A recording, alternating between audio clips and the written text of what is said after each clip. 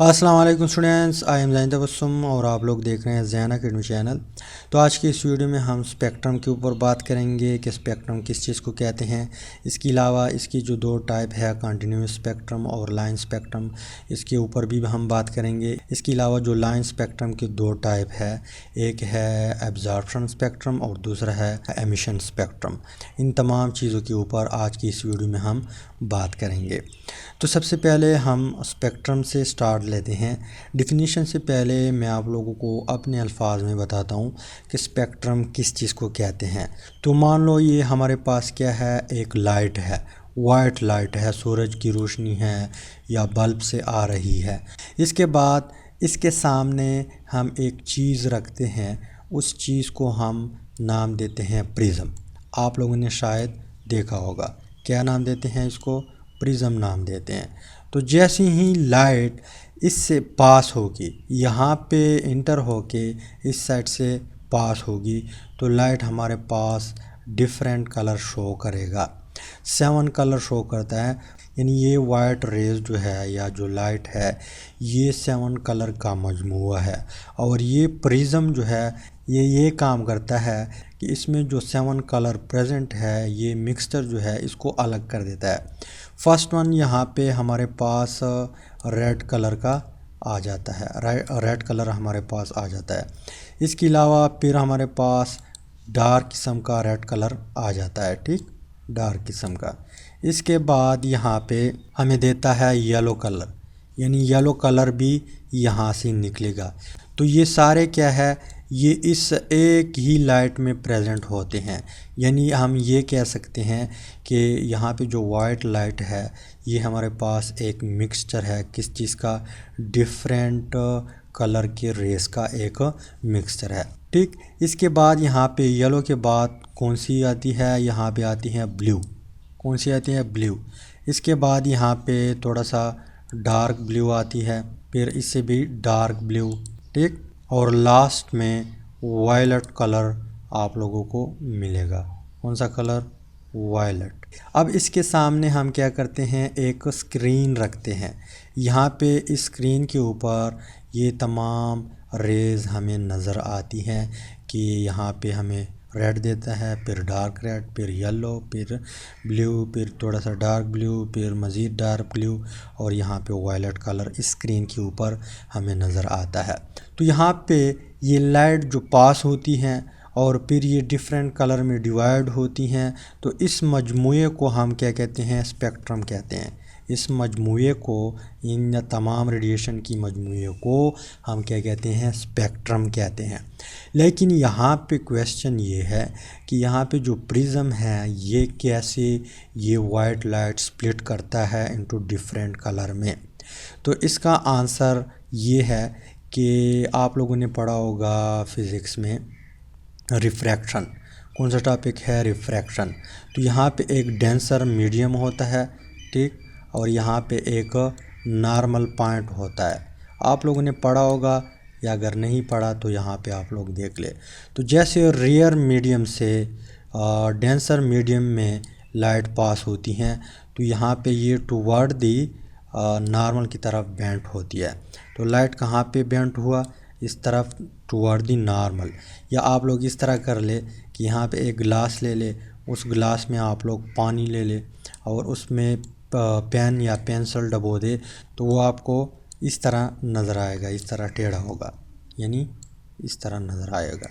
आप लोग ख़ुद ये एक्सपेरिमेंट ख़ुद अपने घर में कर ले या अपनी क्लास में कर ले, ठीक। तो यहाँ पे रेयर मीडियम से जब डेंसर मीडियम में लाइट पास होती हैं, तो ये टुवर्ड द नॉर्मल बेंड होती है। अब अगर डेंसर मीडियम से यहाँ पे रेयर मीडियम से डेंसर मीडियम में दाखिल हुआ, अब यहाँ पे जब ये इसको क्रॉस करेगी, यानी डेंसर मीडियम से रेयर मीडियम में आएगी, तो ये away from the normal band होगा, away from the normal band होगा, ठीक। तो यहाँ पे इस वाइट लाइट में, यहाँ पे ये डेंसर मीडियम में इंटर होता है, फिर डेंसर मीडियम से पास होकर रेयर मीडियम में आता है। तो यहाँ पे ये वेवलेंथ के ऊपर डिपेंड करता है। जिस रेस की या जिस स्पेक्ट्रम की वेवलेंथ ज़्यादा होगी, वो थोड़ा کم نارمل سے بینڈ ہوگا. مان لو یہاں پہ ایک نارمل ہے. کیا ہے؟ نارمل ہے. تو یہاں پہ ریڈ کلر جو ہے اس کی ویو لینتھ سب سے زیادہ ہے. یہ اس لیے تھوڑا کم بینڈ ہو چکا ہے. اب یہاں پہ جو ڈارک ریڈ ہے اس کی پھر اس سے ویو لینتھ تھوڑی بہت کم ہے. تو کم ہونے کی وجہ سے زیادہ فاصلے پہ بینڈ ہوا. جب زیادہ فاصلے پہ بینڈ کرے گا تو یہ اس کلر سے الگ آئے گا. اس کلر سے الگ آئے گا. اب یہاں پہ اگر میں اسپیکٹرم کی ڈیفینیشن دیکھ لوں آسان الفاظ میں، یہاں پہ جو کلر کا مجموعہ ہے اس چیز کو ہم کیا کہتے ہیں؟ اسپیکٹرم کہتے ہیں. یعنی وائٹ لائٹ پاس ہونا اور پھر یہاں پہ پریزم سے آنا اور ڈیفرنٹ کلر دینا اور ان تمام کلرز کے مجموعے کو ہم اسپیکٹرم کہتے ہیں. ڈیفینیشن کیسے کریں گے؟ یہاں پہ میں ڈیفائن کرتا ہوں. اب اسپیکٹرم کی ڈیفینیشن ہم کچھ اس طرح کرتے ہیں کہ اے بینڈ اور سیریز. یہاں پہ ایک سیریز ہے کس چیز کا؟ ریڈیشن کا. اے بینڈ اور series of radiation in order of increasing اور decreasing order of wave length. یہاں پہ اگر آپ لوگ دیکھ لیں، میں نے آپ لوگوں کو پہلے بھی بتا دیا کہ ریڈ کا ویو لینتھ سب سے زیادہ ہے. پھر یہاں پہ اس کی ریڈ سے کم ہے، پھر یلو کی اس سے کم ہے، پھر بلیو کی اس سے کم ہے. آہستہ آہستہ ویو لینتھ کم ہوتی جا رہی ہے. تو ان آرڈر یعنی خاص آرڈر کے ساتھ کم ہوتی جا رہی ہے. خاص آرڈر کے ساتھ کم ہوتی جا رہی ہے. تو انکریزنگ اور ڈیکریزنگ یعنی اس اوپر سائڈ سے ڈیکریز ہو رہی ہے، اس سائڈ سے اگر آپ لوگ جائیں گے تو انکریز ہوگی. ویو لینتھ اور frequency when light is resolved into its constituent radiation is called spectrum. یعنی یہاں پہ لائٹ اپنے ریڈیشن میں الگ ہو جانا، اس چیز کو ہم کیا کہتے ہیں؟ اسپیکٹرم کہتے ہیں. تو سمپل سی ڈیفینیشن ہے، اس کو آپ لوگ ایزیلی یاد کر سکتے ہیں. اس کے بعد یہاں پہ ریڈیشن جو ہے اس کی دو ٹائپس ہے. ایک کو ہم کہتے ہیں کنٹینیوس اسپیکٹرم اور دوسرے کو ہم کہتے ہیں لائن اسپیکٹرم. تو سب سے پہلے ہم بات کرتے ہیں کنٹینیوس اسپیکٹرم کے اوپر. تو کنٹینیوس اسپیکٹرم جو ہے اس کو ہم اس طرح ڈیفائن کرتے ہیں کہ دی spectrum which has no dark اور bright space between lines means no clear boundary can be seen between line. یعنی کلر کی بیچ اگر کلیئر کٹ باؤنڈری نہ ہو، ایسے اسپیکٹرم کو ہم کیا کہتے ہیں؟ کنٹینیوس اسپیکٹرم کہتے ہیں. یہاں پہ میں آپ لوگوں کو اگزامپل دیتا ہوں. یہ ہے مان لو ایک اسکرین ہے، یہاں پہ پرزم سے لائٹ پاس ہو چکا ہے، اس کے اوپر لگ رہا ہے. اب یہاں پہ ہمیں پتہ نہیں چلتا کہ کلیئر کٹ باؤنڈری کہاں پہ ہے. اب یہاں پہ اس کا پتہ نہیں چلتا کہ یہاں سے بلیو سٹارٹ ہوتا ہے یا یہاں پہ آ چکا ہے. اس طرح گرین جو ہے، گرین اور بلیو کی بیچ یہاں پہ ہمیں کلیئر کٹ پتہ نہیں چلتا. اس طرح ریڈ اور یلو کے بیچ بھی ہمیں کلیئر کٹ پتہ نہیں چلتا. تو ایسا اسپیکٹرم جب ہم کیا کرے، پرزم سے پاس کرے اس لائٹ کو، یعنی مان لو ہم نے یہاں پہ پرزم سے لائٹ پاس کیا، لائٹ ڈیفرنٹ کلر میں سپلٹ ہوا، سپلٹ ہونے کے بعد یہاں پہ اسکرین کے اوپر لگتا ہے. اب اسکرین جو ہے ہمیں اس طرح نظر آتا ہے کہ اس میں ہم ڈفرینسیشن نہیں کر سکتے، یہاں پہ ہمیں کلیئر کٹ باؤنڈری نظر نہیں آتی. تو اس طرح اسپیکٹرم کو ہم کیا کہتے ہیں؟ کنٹینیوس اسپیکٹرم کہتے ہیں. اب لائن اسپیکٹرم کی طرف آتے ہیں. لائن اسپیکٹرم کون سا اسپیکٹرم ہے؟ The spectrum which consists of line with dark or bright space between them. یعنی کلر کی بیچ اگر ڈارک سپیس ہو یا برائٹ سپیس ہو، ایسے اسپیکٹرم کو ہم لائن اسپیکٹرم کہتے ہیں. جیسے یہاں پہ آپ لوگ دیکھ لیں، کلر کی بیچ یہاں پہ ڈارک سپیس ہے، یہاں پہ ڈارک سپیس ہے، یہاں پہ ڈارک سپیس ہے. اس کے علاوہ یہاں پہ آپ لوگ دیکھ لیں ڈارک اور اسکرین ہے ہمارے پاس، اور یہ ہم الگ کرتے ہیں کس چیز سے؟ برائٹ سپیس سے. یہاں پہ برائٹ سپیس ہے، یہاں پہ ہمیں کلر شو ہوتا ہے، یہاں پہ ہمیں کلر شو ہوتا ہے، باقی اسکرین ہمارے پاس ڈارک ہے. تو ایسے اسپیکٹرم کو ہم کیا کہتے ہیں؟ لائن اسپیکٹرم کہتے ہیں. اس کے علاوہ آگے جو بات لکھی ہوئی ہے them is called line spectrum. In this type of spectrum there is a clear cut boundary between the color bands. یعنی کلر بینڈ کے بیچ کلیئر کٹ باؤنڈری آپ کو نظر آئے گی. یہاں پہ آپ لوگ دیکھ لیں کلیئر کٹ باؤنڈری ہے، یہ کلر الگ ہے، یہ کلر الگ ہے، یہ کلر الگ ہے، یہ کلر الگ ہے. اس طرح یہاں پہ آپ لوگ دیکھ لیں بلیو کلر، ڈارک بلیو اور بلیو کے بیچ یہاں پہ ڈارک سپیس ہے، تو اٹ مینس کہ یہاں پہ کلیئر کٹ باؤنڈری موجود ہے۔ اس کے علاوہ باقی یہاں پہ آپ لوگ دیکھ لیں بڑے بڑے سپیس ہیں، ان کے بیچ کلیئر کٹ باؤنڈری موجود ہے۔ اس کے علاوہ آگے جو بات لکھی ہوئی ہے کہ line spectrum is also called atomic spectrum. یہ لائن اسپیکٹرم جو ہے اس کو ہم ایٹامک اسپیکٹرم بھی کہتے ہیں۔ ایٹامک اسپیکٹرم کیوں کہتے ہیں؟ کیونکہ یہاں پہ each element emit light of definite wavelength, therefore various element can be distinguished with the help of line spectrum۔ یعنی ہمارے پاس جو ایٹم ہے، ایٹم یہ مان لو ایک ایٹم ہے، یہ اس کا نیوکلس ہے اور یہ اس کا فرسٹ شیل ہے اور یہ اس کا سیکنڈ شیل ہے۔ اب یہاں پہ ایک الیکٹران موجود ہے، کیا موجود ہے؟ الیکٹران موجود ہے۔ تو یہ الیکٹران جب ایکسٹرنل انوائرمنٹ سے انرجی کیا کرے گی؟ گین کرے گی۔ کیا کرے گی؟ گین کرے گی۔ تو یہ جمپ لگائے گا اوپر والے شیل میں۔ کس شیل میں؟ ایکسائٹڈ شیل میں۔ یہاں پہ الیکٹران آیا۔ اب یہاں پہ جب واپس یہ الیکٹران جائے گا، تو یہ ہمیں ریڈیشن دے گی۔ اب یہ ویو لینتھ پہ ڈیپینڈ کرتا ہے۔ اگر ویو لینتھ 700 کے قریب ہو، 700 نانو میٹر کے قریب ہو، تو یہاں پہ یہ ہمیں ریڈ کلر دے گا، یا اس طرح کم ہوتے جائے 400 اگر ہو تو ہمیں بلیو کلر دے گا۔ اسی وجہ سے اس کو ہم کیا کہتے ہیں کہ یہ ہمارے پاس ایٹامک اسپیکٹرم ہے۔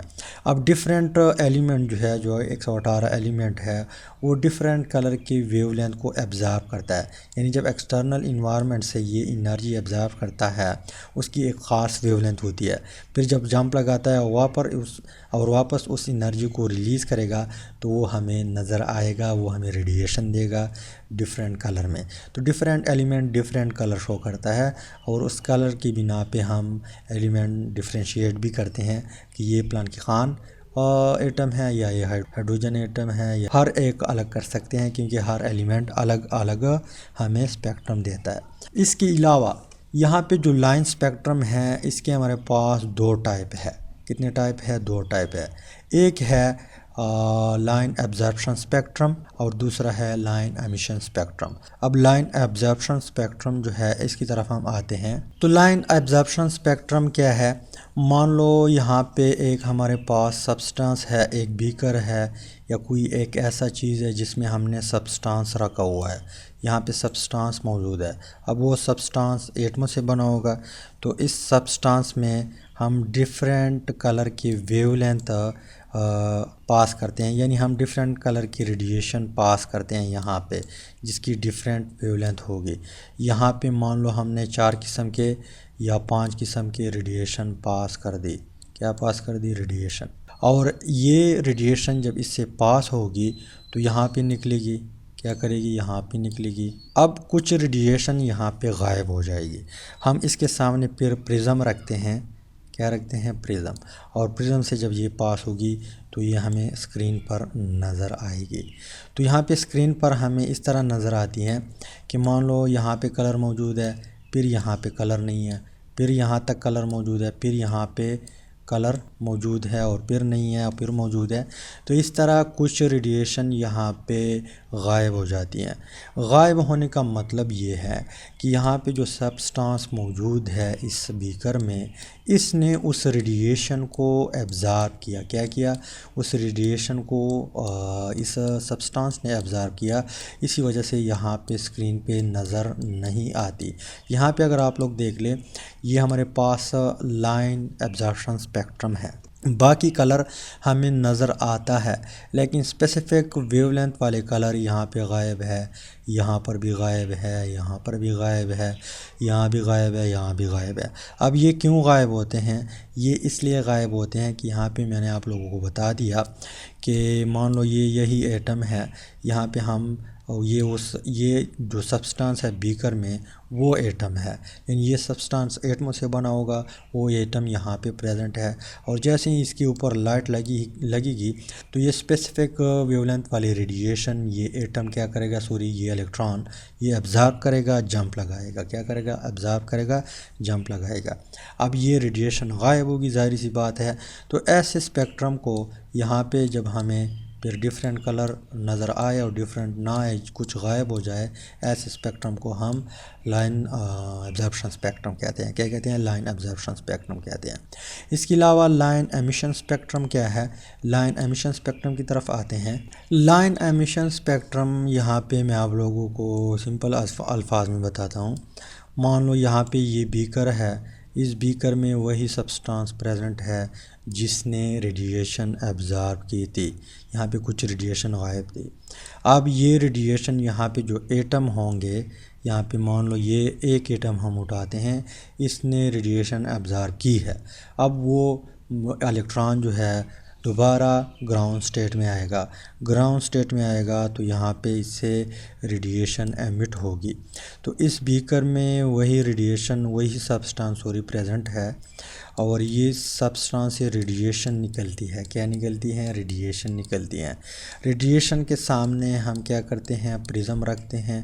پرزم کیا کرتا ہے؟ اس کو بینڈ وغیرہ کر کے یہاں پہ ہمیں اسکرین کے اوپر شو کرواتا ہے۔